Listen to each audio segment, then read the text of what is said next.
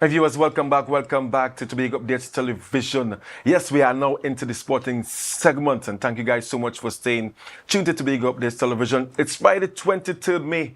Well, of course, the month and the year running away from us. Of course, on set this morning, we have none other than the impressive Karyn Forbes. Karyn Forbes, of course, a women's footballer, national player. Good morning to you, Ms. Forbes. Hey, good morning, Marcus. Thanks for having me. Fantastic. And we're talking about Kick It with Karyn this morning. And it's already up on us again. Yes. You know, I'm knowing all of Tobago and, of course, the young ones. They are looking forward to getting out there tomorrow, in fact, over the weekend, and doing their thing, winning those lovely medals and trophies and all these different things. That's correct. And, of course, I mean, I'm not the promoter. You are, right? So, of course, you can share with all of Tobago what can we expect and, of course, share the information about Kick It with Karyn this year. So, Marcus, we are in our 10th annual Kick It with Karyn tournament. Yeah. And indeed, that's a huge milestone for us. I'm really excited because, you know, for doing something that consistent for so many years. 10 years, a decade. It's a lot, you know. Yeah. But I'm grateful that I'm able to build on the event as I go along. So on the 24th, which is this Saturday, we have the U9, U11, U13s, and U15 categories, right? And then we have on the second day, we have U13 girls, U15 girls, female open, and male open. Okay, so on Saturday, that's when the boys going to be participating? That's correct. Okay, and then the Sunday we have the girls. That's correct. Okay, but also, additional to that, it has girls participating in with the boys as well. So it's like we have mixed teams. Yes, so some academies may not be able to fill an entire team. Right. So that's where they ask, hey, could the girls play? I said, once they're okay, I'm cool with that. So at this time, how many teams in total would have registered to participate? So right now we have 40 teams. Wow. Over the 4 categories. You can run Tobago Football Association? Oh my God. 40 teams. Wow.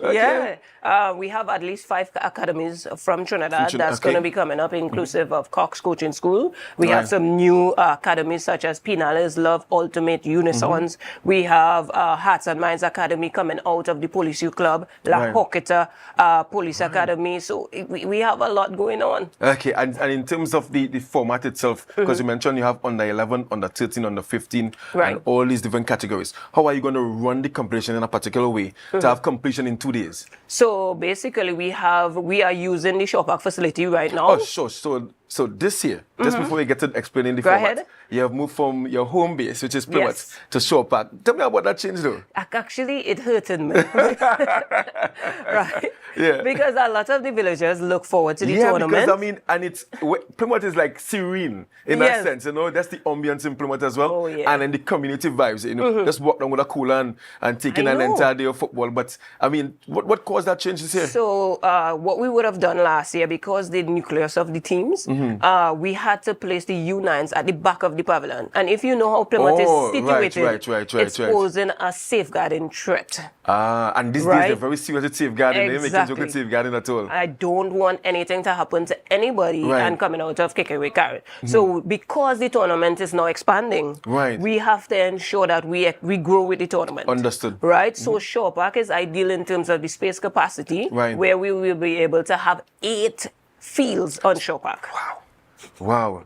So this is like small goal, right? Small goal. Yes, 7-a-side. So it's a 7-a-side. So the structure of the tournament is a 7v7 tournament, right? And as I said, it's over 4 different categories, from 9 to 15, and then from 13 to 15 girls, where we have that developmental group. So, you know, we give that group an opportunity to look forward to something. Because when you look at the Women's League, which is the Wolf, it's 11v11, right? So a different structure for that category helps them, you know, have opportunities. So it's like succession planning for you as well. I mean, this is probably where you started, because I'm sure in your coming to age, Karyn Forbes, the national captain as well. You would have participated in all these youth tournaments, and now you are laying the platform for another Karyn Forbes in that sense, right?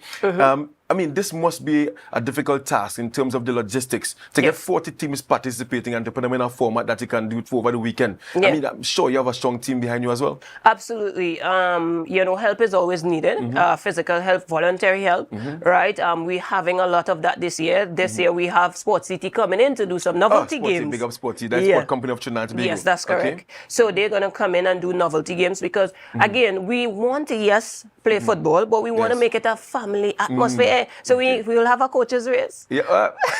A coach's race. I like that one. I like that. So it's more than football. That's and correct. It's just creating that family atmosphere and just to make it a like entertainment in that sense. Yes. You're not just coming to watch football, but you can participate in running and whatever other entertainment you have there. So some of the games that we want to play is three-legged race. We have sack race. Right. We have some flat race. So mom's race, dad's race. So now the parents that's going to be there, they could get involved. Right. Right. And we have some nice attractable prices. We have gotten a lot of support from Tobago this year, and I'm really grateful. Yes, well, if you can list them, if you have it, you can. I mean, it's always good because I've always called on Tobago and incorporate Trinidad and Tobago to get involved in initiatives, just like what you are doing here. Instead of always trying to get the government involved, they're already providing the facilities, and I'm sure they would have assisted in equipment and all these different things. So you can shout out to your sponsors. So obviously, it's a lot. I would love to big up Anchor Bar because they would have took the U15 trophy, this year championship trophy.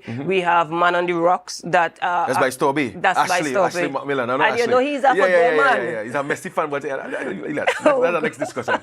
Go ahead. Right. If I can remember correctly, we also reached out to Ministry of Sports. Right. And with the transition, we are hoping that, they continue to support us or support these initiatives in Tobago because it is Trinidad and Tobago. And we have teams from Trinidad and Tobago participating in this tournament as well. So it's always good. We have Fats. Fats is a local business in Plymouth. We have Sunset Minimart. We have First Up. So the local businesses, even though it came out of Plymouth, they're still supporting. And I just want to thank Steve at Sunset Minimart, First Up.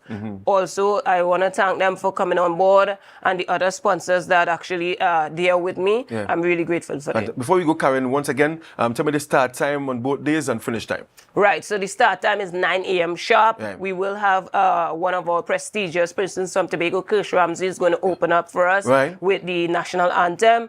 So that's the 24th and 25th, both days. We're going to start at 9 a.m. Is there a charge free? No, admission free. Absolutely free. Wow. So for those who, I'm not a footballer, I'm a cricketer. So I can come and try to shoot a penalty and win a prize or something. Yeah, you come now, man. That's what I'm talking about. Folks, tomorrow, in fact, over the weekend at Shore Park, it's Kick It with Karyn, the 10th edition. I mean, to get to 10 years, that's an accomplishment, a decade of having it here in Tobago, and of course, producing the next Karyn Forbes and the next, Dwight York, or even Wasilatopi in that sense. Karyn, I want to thank you so much for what you have been doing for the communities in Tobago. In fact, Plymouth, and now it's in Shore Park, Scarborough Environs. And I wish you all the best tomorrow. I wish you have good weather. And of course, big up to your team and all the sponsors.